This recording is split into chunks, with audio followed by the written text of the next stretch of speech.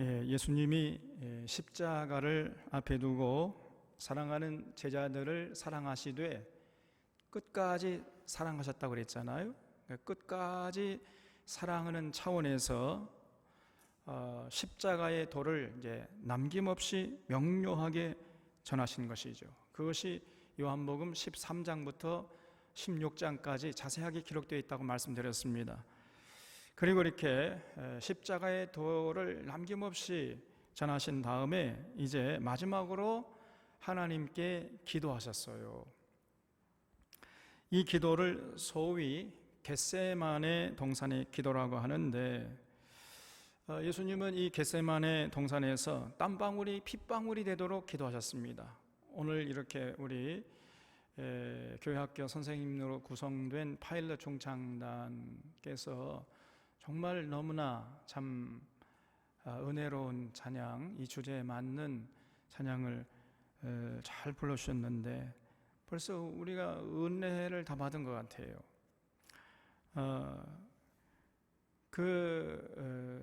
찬송가를 좀 우리가 찬송을 나중에 연습해가 한번 불렀으면 좋겠습니다. 그 예수님의 그 겟세마네 동산에서 기도하던 그 모습이 이 찬양 속에 잘 담겨 있는 것 같아요.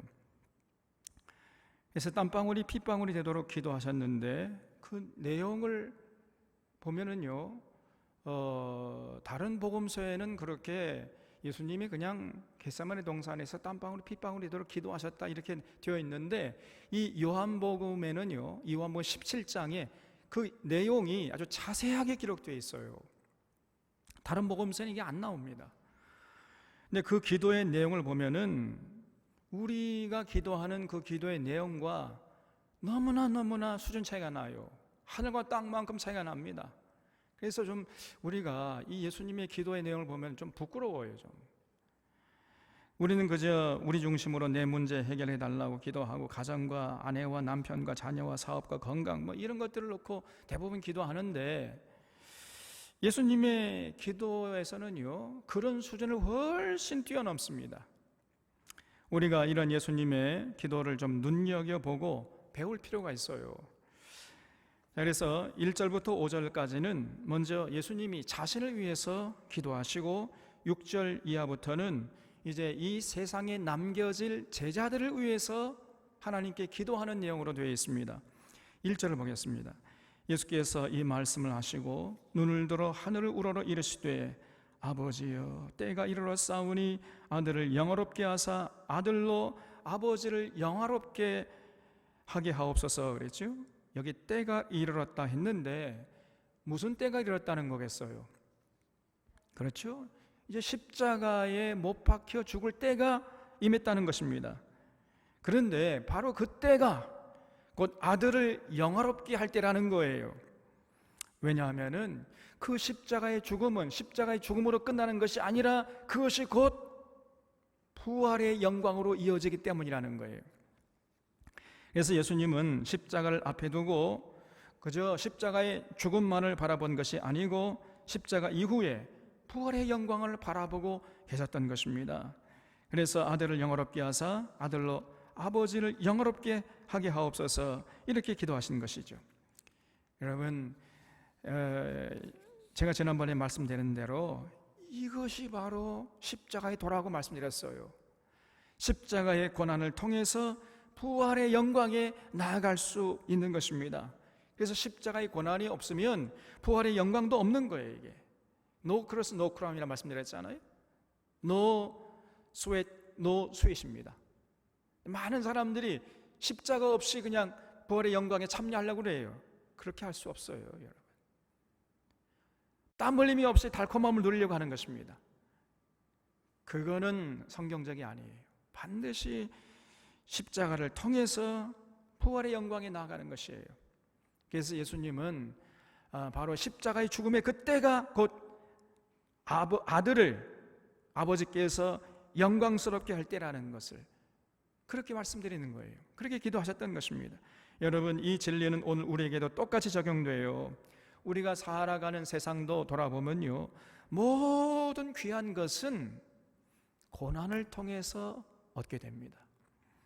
고난 없이 쉽게 얻을 수 있는 것들은 별로 가치가 없어요. 사실은 모든 귀한 진리는 모든 고난과 고통을 통해서 얻을 수 있는 것입니다. 귀한 것들을 값을 지불하지 않고 쉽게 얻을 수 있다고 속삭이는 것이 바로 마귀의 달콤한 속삭임이라는 것을 여러분 잊지 마세요. 너무나 귀한 것인데 쉽게 얻으려고 해요, 사람들이. 그럴 수 없습니다, 여러분. 귀한 것은 반드시 그 귀한 것에 상응하는 값을 지불해야 되는 것이에요. 우리의 땀과 눈물과 헌신과 희생으로 얻어지는 것이야말로 정말 귀한 것이고 그것이 값진 것입니다, 여러분. 또 다른 차원에서 말씀드리면 하나님께 귀하게 쓰임받는 자들은요, 모든 인생의 모진 고난을 통과한 자들이에요. 하나님께 쓰임받는 사람 중에서 그 고난을 통과하지 않고 쓰임받는 사람은 거의 없습니다. 아브라함이 그러했고, 이삭이 그러했고, 야곱이 그러했고, 다윗이 그러했고, 사도 바울이 그러했고, 심지어 우리 주 예수 그리스도께서 그러하시지 않았습니까? 그러므로 우리 믿음의 사람들은 인생의 환난 풍파가 닥쳐올 때 낙심하지 말고 오히려 이렇게 생각해야 돼. 하나님이 나를 귀하게 쓰시려고 나 이렇게 연단시키시는구나, 이런 고난을 허락하셨구나.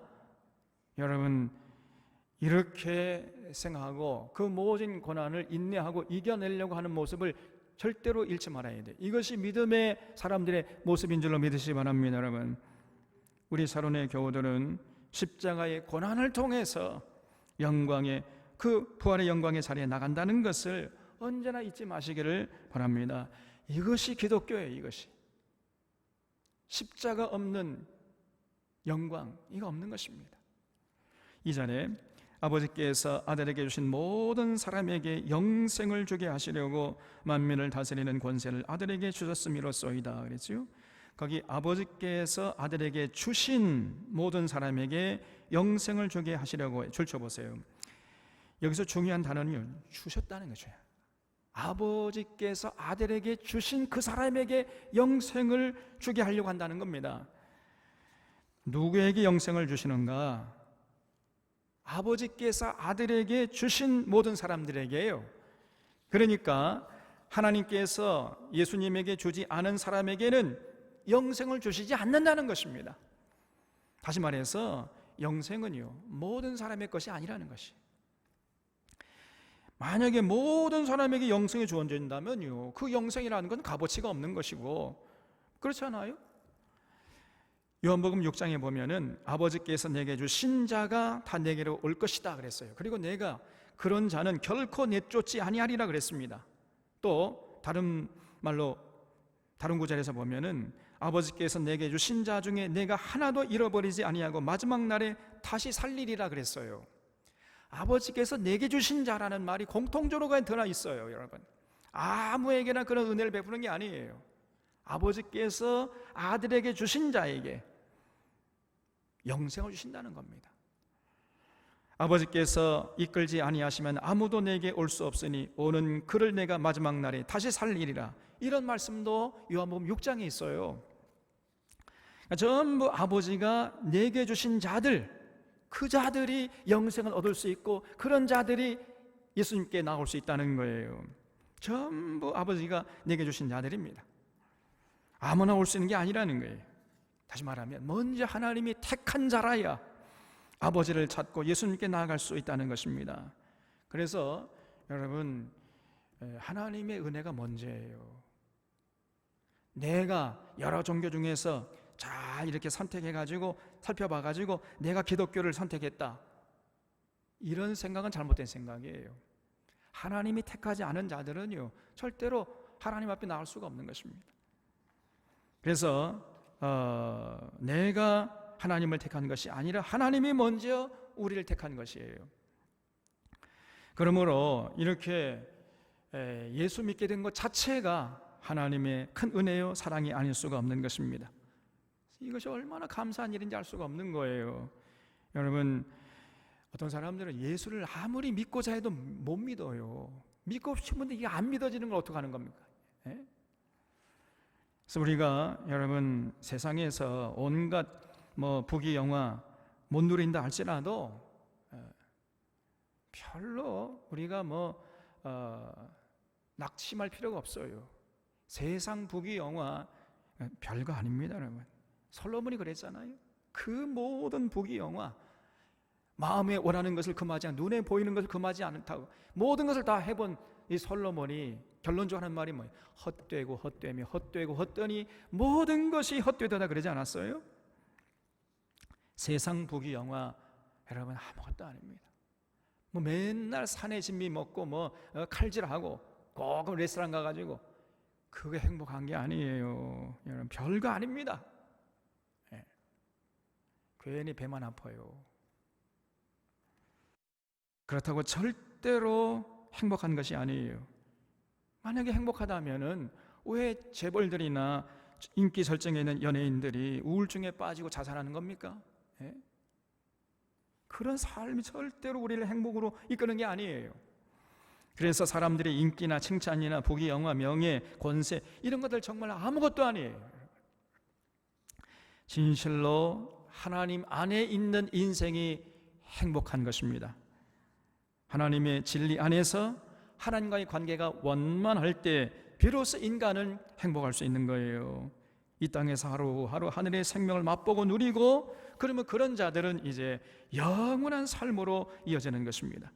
그런 자들이 참으로 행복한 자들이죠. 그래서 뭐니 해도 머니가 아니고 영생이에요. 뭐니 해도 영생입니다. 그래서 아버지께서 아들에게 주신 모든 자에게 주시는 선물이 다른 것이 아니라 영생이라 그랬어요. 영생을 아버지께서 아들에게 주신 자에게 나눠주려고 하나님께서 예수님에게 그 하늘의 모든 권세를 주셨다는 거예요. 그 예수님이 그 모든 권세를 남용하지 않고 다른 곳에 쓰지 않고 자기 뱃속 챙기는데 이속 챙기는데 쓰지 않고 하나님께서 아들에게 주신 그 모든 사람이 영생을 나눠주려고 거기에 혼신의 힘을 다했다는 것입니다. 여러분, 하나님이 세상을 이처럼 사랑하사 독생자를 주셨으니 이는 저를 믿는 자마다 부자 되게 하려 하심이니라 이렇게 말씀하지 않고 이는 저를 믿는 자마다 뭐라고 그랬어요? 영생을 얻게 하려 하심이라 그랬어요. 유일하신 참 하나님과 그 보내신 자 예수 그리스도를 바르게 알고 배우는 사람에게 영원한 생명을 약속하신 것입니다. 그래서 우리가 찬양하잖아요. 영생을 누리고 주 안에 살리라 오늘도 내일도 주 안에 살리라. 영생을 맛보고 누리는 그 삶이 진정으로 복된 삶이고 그 삶이 영원한 삶으로 이어지는 것이에요. 이것이 최고의 선물인 것입니다. 그래서 우리가 이 땅에서 별로 많이 누리지 못한다 할지라도 영생을 누린다면은 모든 것을 누리는 것이고 더 이상 바랄 것이 없는 것입니다. 여러분 다 동의하십니까?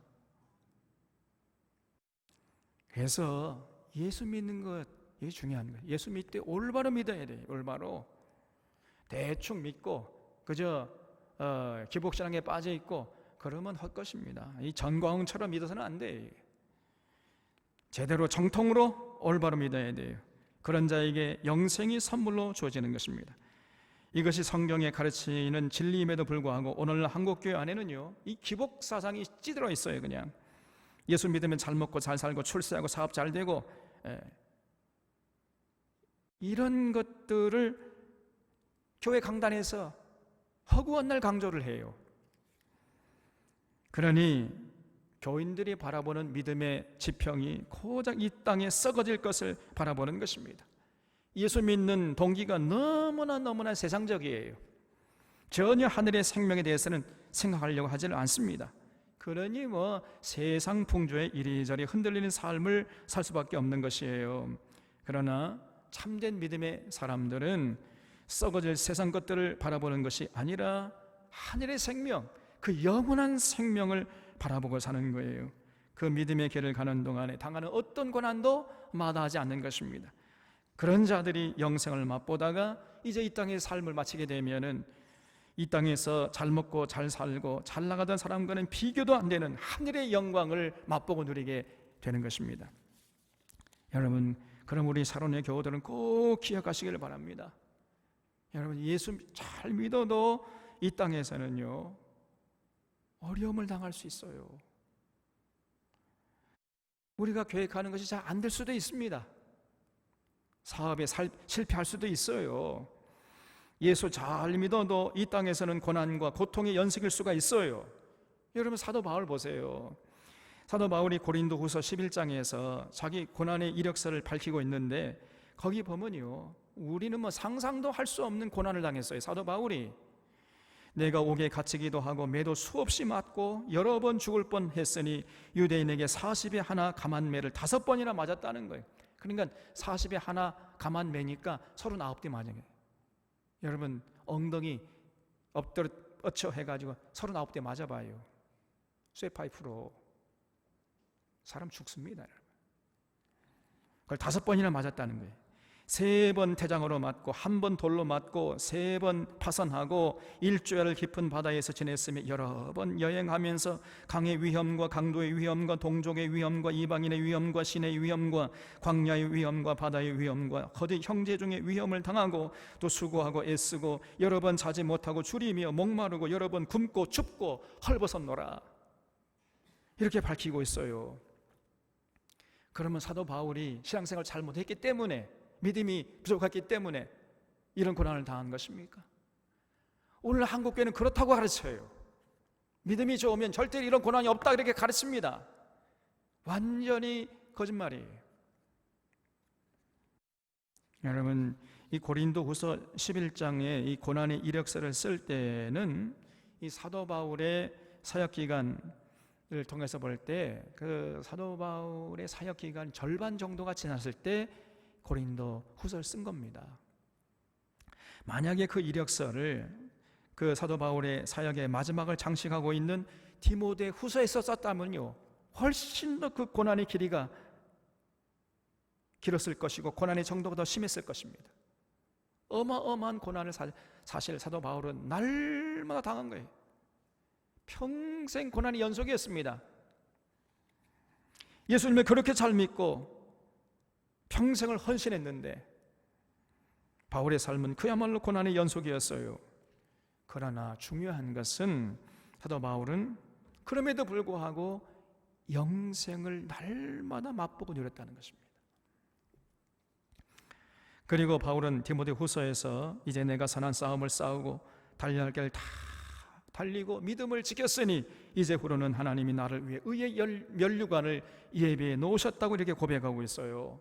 그래서 이 땅에서 내놓을 이력서는 고난받은 것밖에 없었지만은, 그러나 사도 바울은요, 날마다 하늘의 생명을 맛보았고, 그리고 장차 하나님 앞에서 누릴 영광은 우리의 상상을 초월하는 영광을 맛보고 누리는 것입니다. 그래서 예수님이 이런 영생을 맛보고 누리게 하려고 하나님께서 나를 보냈다는 겁니다. 그래서 영생을 주게 하시려고 만민을 다스리는 권세를 아들에게 주셨음이로다, 이렇게 기도했잖아요. 그래서 예수님의 모든 사역의 궁극적인 목표는 다른 것이 아니고 영생을 주시는 데 맞춰져 있었던 거예요. 그렇기 때문에 참된 성도라면 신앙의 목적과 목표가 영생을 맛보고 누리는 것이어야지 세상 것들에 맞춰져서는 안 되는 거예요. 그런 신앙은요, 아주 천박한 것입니다. 이 세상은 그저 하나님의 백성답게 살아가는 연습과 훈련의 기간이라고 생각하고 살아야지, 이 세상에서 하나님 섬기고 예수 믿는 열매를 다 거두고 누리리라, 이런 세상 부귀영화와 명예와 권세를 누리리라, 이렇게 생각한다면요, 빨리 그 생각을 고쳐 먹어야 돼요. 그런 생각 빨리 버려야 됩니다. 이 땅에서는 그저 먹을 것과 입을 것이 있으면 족한 줄 알아야 돼요. 그 외에는 별로 바랄 것이 없어야 합니다. 이 땅에서 뭐 다 거두려고 하지 말고 부활의 날에 그 나라에서 누릴 영광을 바라보는 안목이 우리에게 있어야 되는 거예요. 오늘날 한국교회 안에서 수많은 이 거짓된 자들이 외치는 것처럼 이 땅에서 예수 믿고 세상 복이 영화 누리겠다는 것은 전혀 기독교의 가르침이 아니라는 것을 우리 사랑하는 사론의 교우들은 언제나 잊지 마시기를 바랍니다. 여러분, 3절을 보겠습니다. 영생은 곧 유일하신 참 하나님과 그가 보내신 자 예수 그리스도를 아는 것이니이다 그랬죠. 영생은 다른 것이 아니고 여호와 하나님을 알고 그 하나님이 보내신 예수 그리스도를 아는 것이라 그랬어요. 그래서 여기서 안다는 것이 중요한데, 이 안다는 것은 지식적으로 머리로 이해한다는 정도가 아니에요. 그는 삶의 현장에서 체험을 통해서 비로소 알게 되는 알물 말하는 것입니다. 그러니까 지식적인 암, 관념적인 알미 아니라 체험적인 알물 말하는 거예요. 그래서 영생은 누가 누리느냐? 바로 삶의 현장에서 하나님 사랑하고 하나님의 뜻을 받들어 살아가는 자가 누린다는 거예요. 예수님을 사랑함으로 예수님의 가르침에 따라서 살려고 어떤 고난이 와도 어떤 고통이 와도 굳굳하게 그 주님의 뒤를 따르는 자들이 바로 그 삶의 현장에서 하나님이 이런 분이시구나, 예수님이 이런 분이시는가, 그걸 알게 되고 그러면서 영생을 누리는 자가 되는 것이에요. 이렇게 하나님 아버지와 그의 보내신 자 예수 그리스도를 바르게 알고 영생을 누리는 자들이 참으로 복된 자들입니다. 여러분, 베드로가 예수님 앞에 뭐라고 고백했죠? 주는 그리스도시요 살아계신 하나님의 아들이십니다. 이렇게 고백했을 때 예수님께서 이 베드로를 칭찬해서, 야 바위로 시몬아, 너 참 잘했다. 그러나 너 교만하지 마라. 이것을 알게 한 자는 네가 아니라 하늘에 계신 아버지께서 알게 하신 거야. 그러면서 내게 네가 참 복이 있도다, 이렇게 말씀했습니다.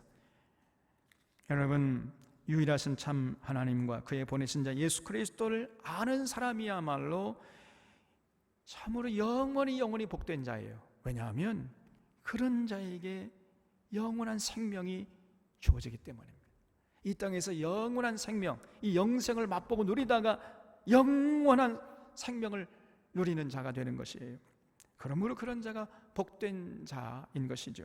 4절에 아버지께서 내게 하라고 주신 일을 내가 이루어 아버지를 이 세상에서 영화롭게 하였사오니 아버지여, 창세전에 내가 아버지와 함께 가졌던 영화로서 지금도 아버지와 함께 나를 영화롭게 하옵소서 그랬지요.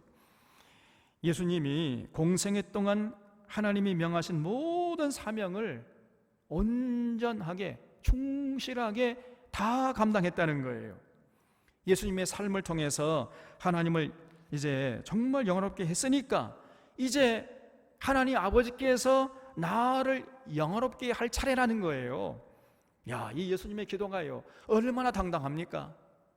우리는요 그저 아무런 복받을 짓도 하지 않고 그냥 맨날 하는 짓이라는, 하나님 마음을 아프게만 해놓고는 또 하나님께 나가서 복 달라고 졸라대잖아요. 복받을 짓을 하고 나서 복을 달라고 구해야 되는데 전혀 복받을 짓은 하지 않아요. 그래 놓고는 맨날 하나님께 나가서 복 달라고 때를 써. 그러니까 하나님이 죽을 지경에 그냥. 그런데 예수님 보세요. 아버지께서 나를 보내실 때 명하신 그 모든 사명을 다 감당해서 아버지를 영원롭게 싸우니 이제 아버지께서 나를 영원롭게 해주십시오, 이렇게 기도하고 있잖아요. 우리는요 기도하는 모습을 보면 얼마나 얼굴이 두꺼운지 몰라요. 사실은 사람이 좀 양심이 있어야지. 그런데 예수님은 최선을 다해서 하나님 아버지를 영화롭게 했다는 거예요. 그러니 이제 아버지께서 나를 좀 영화롭게 해주십시오, 이제 아버지께서 나를 영화롭게 할 차례라는 것입니다. 여러분, 그런데 그 영화가 어떤 영화냐? 창세전에 가졌던 영화로서 나를 영화롭게 해달라, 이렇게 기도했잖아요. 여러분, 얼마나 대단합니까? 예수님의 기도의 스케일이 우리의 상상을 뛰어넘지 않아요? 예수님은요 창세전에 하나님과 함께 하셨잖아요. 요한복음 1장 1절에서 태초에 말씀이 계시니라, 이 말씀이 하나님과 함께 계셨으니 이 말씀은 곧 하나님이시니라, 이렇게 선포하고 요한계시록 시작했다 그랬지요. 그러니까 예수님이 여호와 하나님과 태초에 함께 계셨어요. 그때는 예수님이 하나님 아버지와 함께 계시면서 하나님 아버지께서 누리는 영화를 함께 누렸던 것입니다. 그런데 그런 엄청난 영화를 예수님이 다 내려놓고 인류를 구원하기 위해서 높고 높은 별을 넘어가지고 이 땅에 내려오셨잖아요. 이렇게 예수님이 낮아지셨어요. 그리고 이 땅에 오셔가지고 하늘의 모든 진리를 전해주시고 모든 사랑을 쏟아 붙지 않았습니까? 그러나 어리석은 백성들은 그 예수님을 영접하지도 않고 도리어 그 예수님에게 말로 할 수 없는 그런 고통과 수치를 안겨드렸잖아요. 예수님이 그런 모든 고통과 수치를 다 감당하셨어요. 그러다가 이제 그 낮아짐과 그 고통과 그 수치의 기간이 다 끝났다는 거예요. 그러니 다시 창세전에 내가 아버지와 함께 가졌던 영화로서 나를 좀 영화롭게 해주시옵소서, 이렇게 기도하고 있는 거예요. 여러분, 이런 기도를 감히 누가 할 수 있겠습니까? 세상에 누가 이런 기도를 할 수 있겠어요? 이런 기도는 하나님의 아들이 아니면 아무도 할 수가 없어요. 보통 사람들은요, 입에도 담을 수 없는 충격적인 내용 아닙니까? 그래서 이 요한복음을 기록한 사도 요한이 예수님의 기도를 듣고는 너무나 충격을 받은 거예요. 그래서 거의 한 60년 이상 그 사도 요한이 마음속에 고이 간직하고 있다가 60년 지난 다음에 요한복음을 쓰면서 이 예수님의 기도를 여기에 자세하게 기록해 놓은 것입니다. 요한복음은 복음 중에서 가장 마지막에 기록된 것이거든요. 거의 AD 한 90년에서 100년경에 기록됐다고 봐요. 요한복음이 가장 마지막에 기록됐습니다. 사도 요한이 예수님의 기도의 내용을 마음속에 고이 간직했다가 요한복음이 기록해 놨어요. 그럴 정도로 예수님의 기도가 사도 요한에게 충격적인 내용으로 가득 차 있었던 거예요. 그래서 이렇게 5절까지는 예수님께서 자신을 위해서 기도하신 다음에 6절부터는 제자들을 위해서 기도하시는데, 여기서도 예수님의 기도의 수준이 얼마나 높은지 몰라요. 예수님은 제자들을 위해서 딱 두 가지를 기도했어요. 첫 번째 기도 제목이 11절에 나옵니다. 나는 세상에 더 있지 아니하오나 그들은 세상에 있사옵고 나는 아버지께로 가옵나니 거룩하신 아버지여, 내게 주신 아버지의 이름으로 그들을 보전하사 우리와 같이 그들도 하나 되게 하옵소서, 이렇게 기도하셨어요. 거기 우리와 같이 그들도 하나 되게 하옵소서에 줄을 쳐 주시기 바랍니다. 우리가 하나 된 것처럼 그들도 하나 되게 하옵소서, 이것이 제자들을 위한 첫 번째 기도 제목인데, 그러면 여기서 우리라면은 누구를 말하겠어요? 우리가 하나 된 것처럼 할 때 우리가 누굽니까? 예? 우리 뭐 복수잖아요, 복수.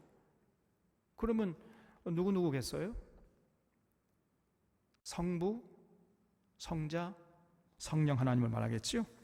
성부 여호와 하나님도 하나님이시고, 성자 예수님도 하나님이시고, 성령 하나님도 하나님이세요. 그러면 하나님이 몇 분이세요? 예? 저를 보세요. 저를, 고개를 드세요. 하나님 몇 분이십니까? 이래도 몰라 사람들이. 하나님 몇 분이세요? 성부 하나님도 완벽한 독립적인 하나님이시고, 성자 하나님도 완벽한 독립적으로 하나님이시고, 성령 하나님도 완벽하게 독립적으로 하나님이세요. 그럼 하나님이 몇 분이세요? 왜 이렇게 세상이 조용해요? 세 분이에요. 세 분. 세 분인데 이 세 분 하나님이 존재하실 때나 사역하실 때는 완벽하게 하나로 한 분으로 존재하신다는 거예요. 한 분으로 사역하시고. 그래서 이거를 삼위일체라고 합니다. 삼위일체. 영어로 하면 three persons, one substance라고 그래요. three persons예요. 그러니까 세 분이에요. 세 분. 하나님이 세 분이에요, 원래는. 그런데 이분이 완벽하게 한 분으로 사역하시고 한 분으로 존재하신다는 거예요. one substance. 본질은 하나나. 이것은 우리의 이성으로는 좀 이해하고 납득하기 어려운 말인데, 성경이 그렇게 가르치고 있기 때문에 우리가 그거를 이제 받아들이는 겁니다. 이것이 신의 존재 양식으로, 신의 존재의 신비로 받아들이는 거예요. 그래서 우리가 하나님을 섬길 때에도 삼위일체적으로 섬겨야 돼요. 어떤 교회를 가보면요, 또 어떤 성도는 성부 하나님만 섬기고 있어요. 성자 예수님의 은혜나 성령 하나님의 감동하시는 역사를 전혀 알지 못합니다. 그저 구약의 성부 하나님만 인정하려고 그래요. 그런 사람들의 극단적인 모습이 바로 여호와의 증인들이에요. 그래서 우리는 여호와 하나님만 섬기겠다. 그래서 여호와의 증인들이라는 겁니다, 자기들이. 그런가 하면 어떤 교회나 어떤 성도는요, 그저 주구장창 성자 예수님 그 십자가의 은혜만을 누리라고 강조합니다. 성부 하나님의 부성애적인 엄격함이나 그 규례와 법도와 명령을 따를 생각 전혀 하지 못하고, 그 하나님의 공의와 정의 그 전혀 무시해버리고 허구한 날 그저 예수님의 은혜 타령해, 은혜 달라고 그래요. 그런 극단적인 사람들이 바로 구원파예요, 구원파. 그런가 하면은 어떤 교회나 성도는요, 주구장창 또 성령 하나님만 강조해요. 성부 하나님의 정의와 공의를 전혀 외면하고 그 하나님의 엄하신 규례와 법도와 명령 따라 살 생각 전혀 하지 않고 성자 예수님의 은혜를 새벽거리로 전락시키면서 그저 입만 열면은 성령의 은사 타령하고, 은사 달라는 은사, 결국은 엉터리 방언 기도로 빠져가 버리는 것입니다. 이런 모습들은요, 전부 삼위일체 하나님을 섬기는 모습들이 아니에요. 그래서 건강한 교회는 이 역사 속에 성부 하나님의 정의와 공의를 세우려고 하는 거예요. 하나님의 규례와 법도와 명령을 극히 중요하게 여기는 것입니다. 그리고 그 하나님의 규례와 법도와 명령을 따라 살아갈 수 있는 그 능력, 그 원동력을 어디서 얻느냐? 예수 그리스도의 십자가의 은혜에서 찾는 거예요. 그리고 성령님의 도우심을 받아가면서 감당하려고 애를 쓰는 것입니다. 이렇게 성부 하나님과 성자 하나님과 성령 하나님에 대한 믿음이 절묘하게 조화와 균형을 잡아가야 돼요. 이것이 바로 삼위일체 하나님을 온전히 섬기는 자의 모습인 것입니다. 자, 그러면 이렇게 이 세 분 하나님을 완벽하게 하나 되게 하는 그 힘, 그 비결이 뭐겠어요? 21절에 나옵니다. 여러분, 21절에 보면 아버지여, 아버지께서 내 안에 내가 아버지 안에 있는 것 같이 그들도 다 하나가 되어 우리 안에 있게 하사 세상으로 아버지께서 나를 보내신 것을 믿게 하옵소서 그랬지요. 거기 아버지께서 내 안에, 내가 아버지 안에 있는 것까지 줄쳐보세요. 이것이 비결입니다. 여러분, 우리가 하나 되려면요, 아버지가 내 안에, 내가 아버지 안에 있어야 돼요. 그러면 도대체 이 말의 의미가 구체적으로 무슨 의미겠어요? 그것은 바로 우리가 진리 안에 있을 때 비로소 하나 된다는 말씀이에요. 아버지가 내 안에 있고 내가 아버지 안에 있다는 말은 예수님이 하나님 아버지께서 들려주신 그 진리의 말씀을 다 지켰다는 말이에요. 온전히 지켰다는 얘기입니다. 그럴 때 아버지가 내 안에 있고 내가 아버지 안에 있다라고 표현하는 거예요. 그러니까 하나 되는 비결이 뭐냐? 진리 안에 거할 때 비로소 하나 될 수 있는 것이에요. 진리 밖에서 진리가 아님에도 하나 되는 것은, 그것은 결코 있을 수가 없습니다. 그것은 하나 되는 것이 아니고 그건 변질이요, 야합이요, 타락이에요. 여러분, 우리가 하나 되려면 반드시 진리 안에서 있어야 돼요. 진리 안에서 비로소 하나 될 수 있는 것입니다. 그리고 하나 되게 하는 또 하나의 비결이 있는데 그것이 바로 사랑이에요. 사랑이야말로 하나로 묶어주는 끈이 되는 것입니다.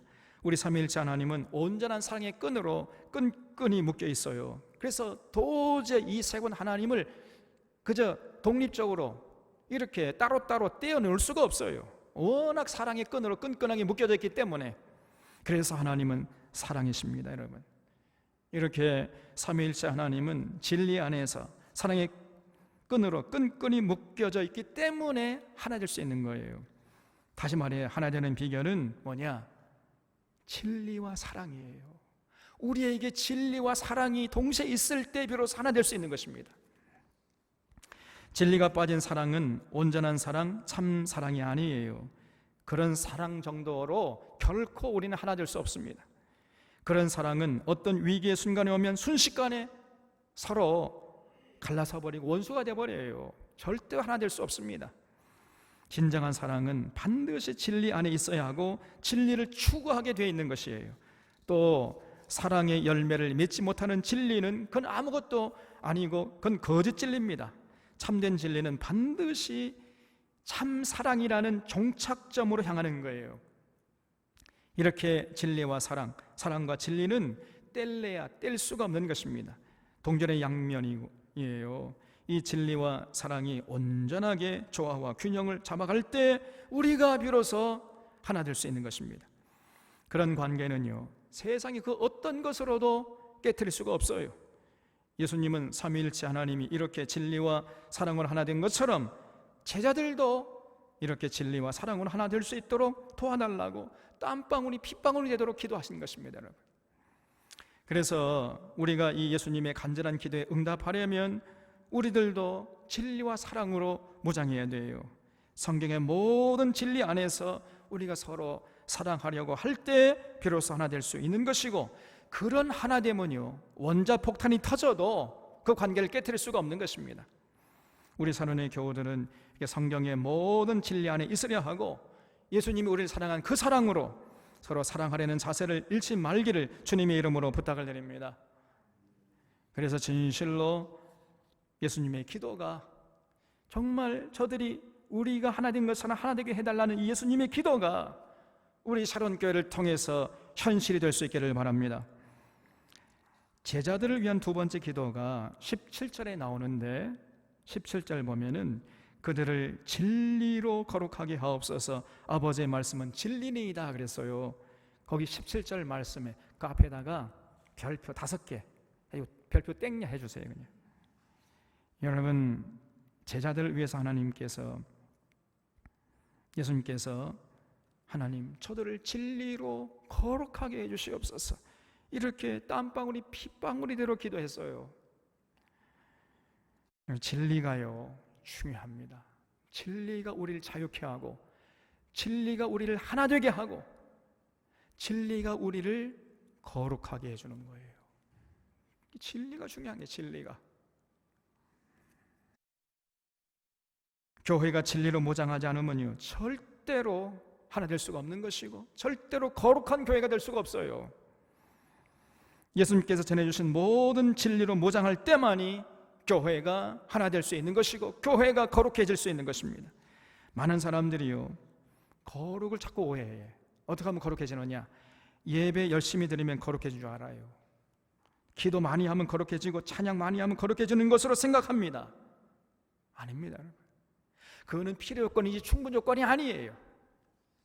거룩은 오직 진리로 무장할 때, 진리로 무장해서 진리 따라 살아갈 때, 그때 비로소 거룩해질 수 있는 것이에요. 그러므로 모든 교회는 반드시 진리를 사모하고 진리로 무장하려고 해야 돼요. 여러분, 교회는 뭐냐? 진리의 터요, 진리의 기둥이라 그랬어요. 우리가 저기다가 돌에 새겨졌잖아요. 사도 바울의 그 교회에 대한 정의가 뭐냐? 진리를 추구하는 공동체, 진리 추구하는 공동체, 다른 게 아닙니다. 그래서 건강한 교회라면 반드시 성경의 모든 진리를 사모하고 모든 진리로 무장하려고 애를 쓰는 것입니다. 그럼에도 불구하고 불행하게도 오늘 한국 교회가 전혀 진리를 사모하지 않고 진리로 무장하려고 하질 않아요. 그래서 주구장창 은혜 타령, 은혜 달라는 거, 은혜.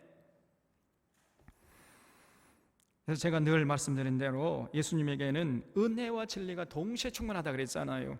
말씀이 육신인데 우리 가운데 거하시며 우리가 그의 영광을 보니 아버지의 독생자의 영광이요 은혜와 진리가 충만하다라 그랬지 않습니까? 예수님에게 은혜도 충만하고 진리도 충만해. 그래서 우리가 예수님에게 은혜도 받고 진리도 받아야 돼요.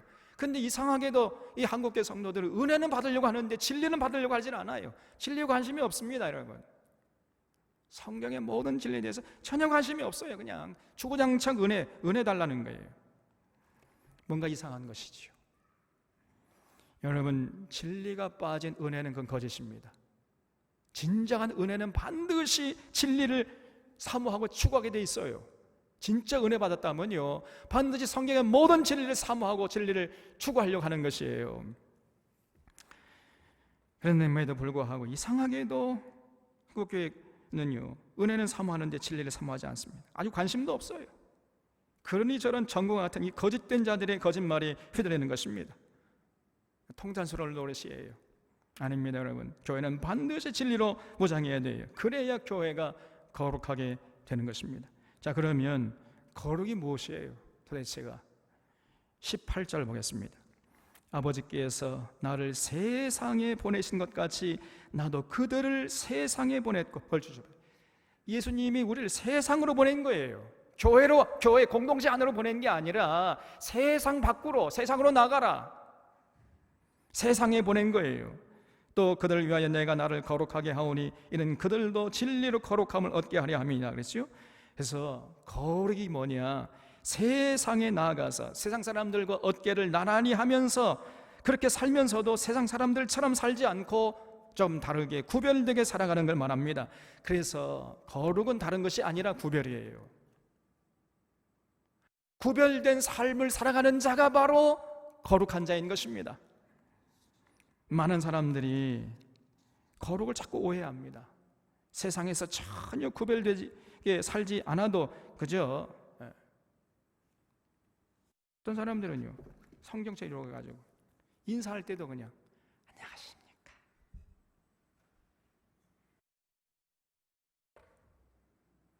머리 빠지게 다 나 이렇게 공손하게 인사하면 그게 거룩한 줄 알아요. 걸을 때도요, 이렇게 아주 조용조용 걸어요. 그냥 그게 거룩한 줄 알아요.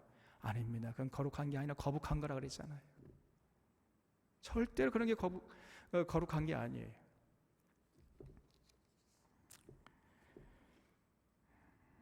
거룩은 세상에 나아가서 구별되게 살아가는 것이에요. 사람들과, 세상 사람들과 좀 다르게 생각하고, 다르게 말하고, 다르게 판단하고, 다르게 입고, 다르게 먹고, 다르게 행동하면서 살아가는 것입니다.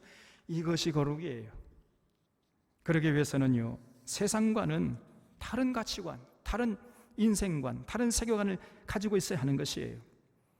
그러면 그 다른, 세상과 좀 다른 가치관, 세계관, 인생관을 제공하는 것이 뭐겠어요?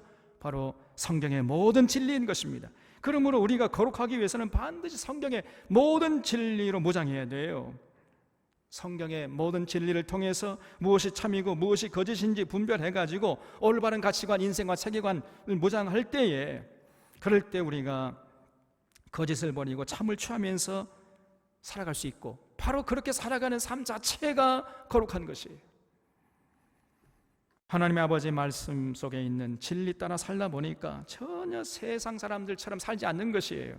세상에서 구별되게 사는 것입니다. 이런 사람들을 우리가 거룩한 사람이라고 하는 것이에요. 지금 예수님께서 기도하시는 것은 바로 이런 삶을 위해서 기도하시는 것입니다. 20절에 내가 비옵는 것은 이 사람들만 위함이 아니요 또 그들의 말로 말미암아 나를 믿는 사람들도 위함이니 그랬지요. 그러니까 이 예수님의 기도의 범위는 당시 제자들뿐 아니라 그 이후에 이 제자들에 의해서 예수 믿는 자들까지도 다 포함된다는 것이에요. 예수님의 기도의 대상이 12 제자들만은 위한 기도가 아니고 오고 오는 세대에 예수님을 구세주로 믿게 될 사람들까지 전부 포함한다는 것입니다. 그러니까 거기에는, 이 예수님의 기도의 내용에는요, 여러분과 저도 포함되어 있어요. 그렇기 때문에 우리들도 하루속히 진리로 무장해서 진리 따라 사는 모습을 예수님 앞에 보여드려야 하는 것입니다. 이것이 예수님의 기도에 응답하는 모습이에요. 우리 사랑하는 사랑의 교우들은 신앙의 열정을 어디다 불태우느냐? 진리를 사모하고 진리를 추구하고 진리로 무장해서 진리 따라 사는 삶에, 거기에 불태울 수 있기를 바랍니다. 여러분, 그런 자가 성령의 사람이요, 그런 자들이 모인 공동체가 바로 성령 공동체인 교회가 되는 것이고, 그런 교회가 진실로 거룩한 교회요, 건강한 교회인 것입니다. 이렇게 예수님은 십자가를 앞에 두고 겟세마네 동산에서 땀방울이 핏방울이 되도록 기도하셨는데, 먼저 자신을 위해서 기도하셨다는 것을 알 수 있잖아요.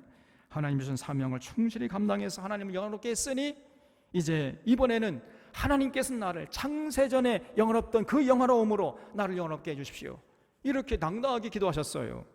그리고 그 다음에 남겨지는 제자들을 위해서 기도했는데, 첫째는 저들을 우리들이 하나 된 것처럼 하나 되게 하옵소서, 이렇게 기도하셨고, 둘째는 저들을 진리로 거룩하게 해 주시옵소서, 이렇게 기도했다는 것입니다. 우리들도 이런 예수님의 기도에 부응해서 정말 참으로 예수님을 기쁘시게 하고 우리의 삶이 진리 안에서 서로 사랑함으로 하나 되고 거룩하게 되는 역사를 이루어가야 하는 것입니다. 이런 역사를 이루기 위해서 우리는 하루속히 성경의 모든 진리로 무장하는 일을 서둘러야 돼요. 그리고 사랑으로 서로 용납하고 이해하고 하나 되는 일에 힘써야 됩니다. 그리고 진리로 무장해서 세상에 나가서 구별되게 살아가려고 거기에 관심 갖고 열심을 내야 돼요. 그런 자들이 바로 예수님의 기도를 응답하는 참 온전한 믿음의 소유자임을 잊지 말고 우리 찬원의 교우들은 끝까지 이 참 믿음의 길에서 승리할 수 있기를 주님의 이름으로 부탁드립니다. 기도하겠습니다.